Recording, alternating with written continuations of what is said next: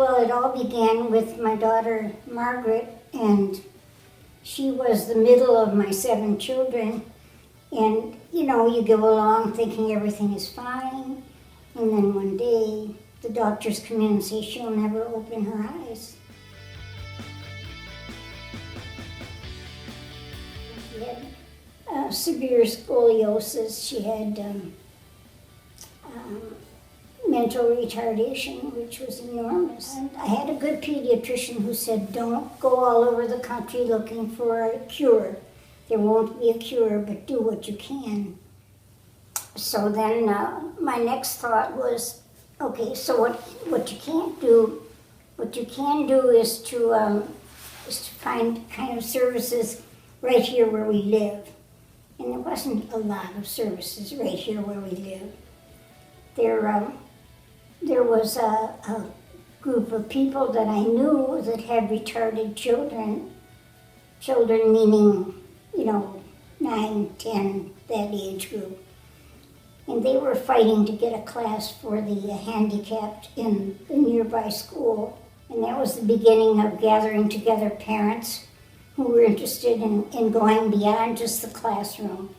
What do we do after they get through with class, you know? They're going to be 21 and getting out, then what? Then what? Margaret wasn't going to be a part of that either.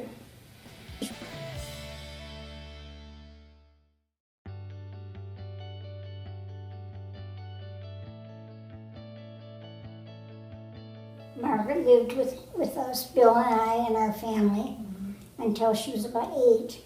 At that point, we knew that we couldn't carry on any farther. She was blind and medically frail, and really hard for me to take care of. I did it, and I would have kept doing it, but I had 6 other children, and they also had this work.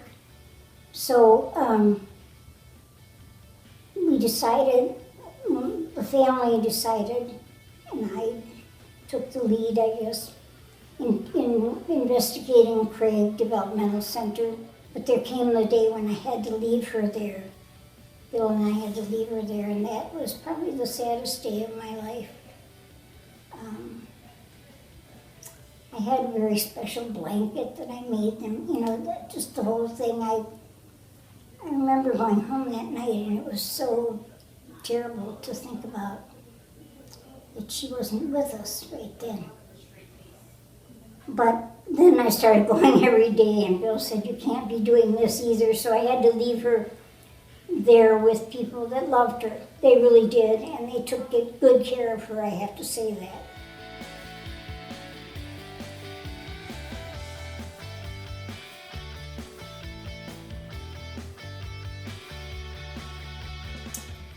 We were lucky to have a house right here in Geneseo that was already owned by the state, that was handed over to ARC, and it was on Center Street, and we managed to work so that ARC got that house, and filled it with some people that belonged there.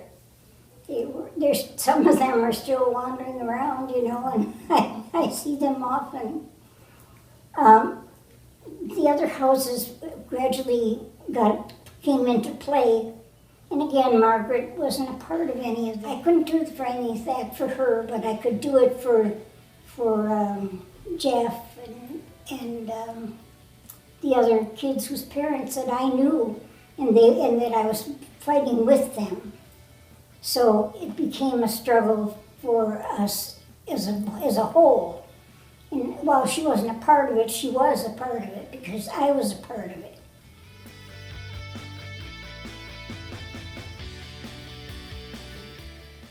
We decided that maybe we ought to pay a visit to the governor. And Governor CUOMO was governor then. That was the father of the one who is now. So we took the bus and went out to Albany, and we were granted come and sit in the big room out here and You can make yourself comfortable and the governor will come in at any time. And they left Mary alone in the room. And I thought, well, this is okay, I can just sit here. And all of a sudden, there's a big rustling in the hall. And in he walks. And there, Mario CUOMO is now in the room, along with a couple of his aides. And he said, well, let's get started. What is it you're here for? Anyway, so I just read from the paper and gave him the idea of why we were there.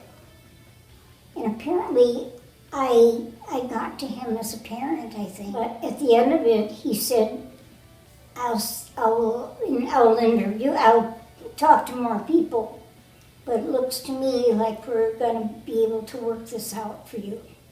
He gave us the option of breaking up all the 2 counties and having the group homes put in each county, so many for each county. And we ended up with 12 houses here and there in the 2 counties. And of course the running of those places was still in the idea of the state, run by the state forces, but our ARC had a big plan, a big part of that. And we keep their feet to the fire.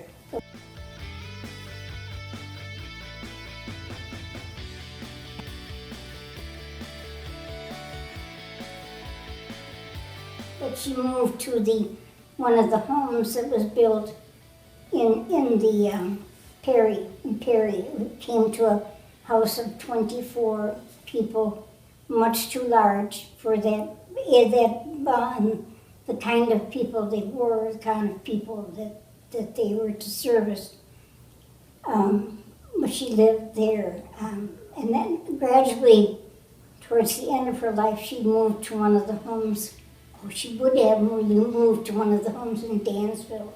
And they had that home all ready for her when she died.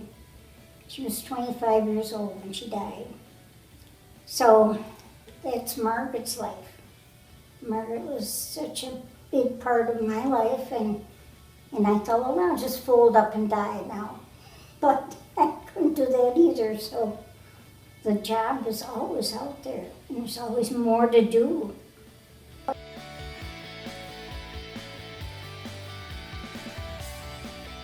After we got through with the residences, let's go for a workshop.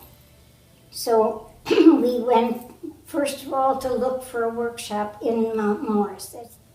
And I remember looking into this factory that had closed, and it was all crap all over the floor, but it was beautiful. I mean, I can't tell you how beautiful this looked to people that were just wanted a place. 4 walls, lights overhead, you know.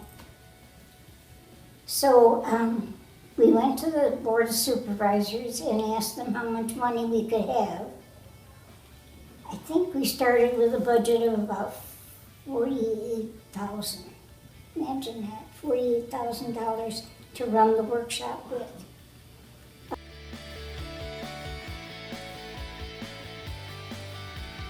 I wish that my Margaret were here. She wouldn't know. And I wish Bill were here to see that, and he's gone. But I feel it generally just so much a part of me. And even those people who didn't have people in the program who were standing by and wishing us luck, wishing us good fortune the whole time. Just felt really wonderful to see. Yeah.